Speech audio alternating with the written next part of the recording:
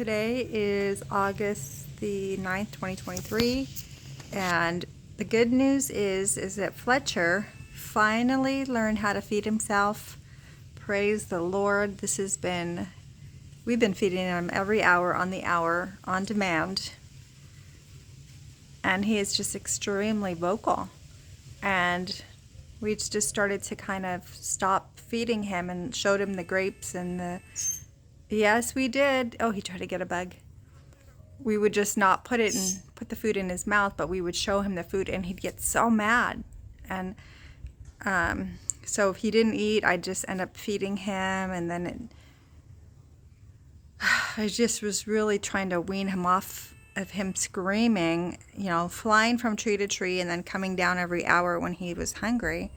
And right now, he's been flying way out there looking for food, and then he comes back every hour. And finally, I just, for the last few days, began to put his food down. This is his cutting boards. We've got nuts and seeds, and we've got grapes for him cut up. And I just, basically, he landed here, and then I threw the grapes, and he just started to gobble them up. So that was this morning.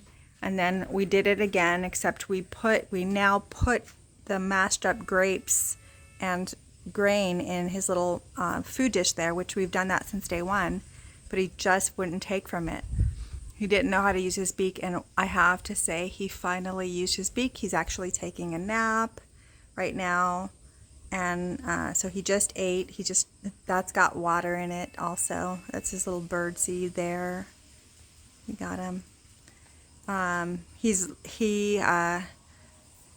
is learning to run from the cats and the dog, and there's the dog, and stay off the ground when our cats are.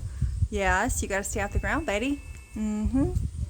So yeah, so I'm really happy that now, because what he was doing is screaming, chirping his head off. Even during open house, he was asking everybody for food, and people thought it was so cute. I just didn't want him flying down and landing on somebody's head during open house, because he's he's actually really comfortable with humans, which we really didn't want that, but that's just the way it is. He flies down and lands on my head or my shoulder or my arm every evening, and we put him back out on the tree. And he spends the night either in the tree or actually in the cage. The last 3 nights he spent in the cage. And we're trying to put him on the tree. There's a little nest in there. He will not go on the tree. So he flies back, lands on my arm, and then we end up putting him in the cage and making sure he's safe from owls at night. So yeah, that's the update on Fletch. And he's just a beautiful little funny mockingbird that has freedom. Free.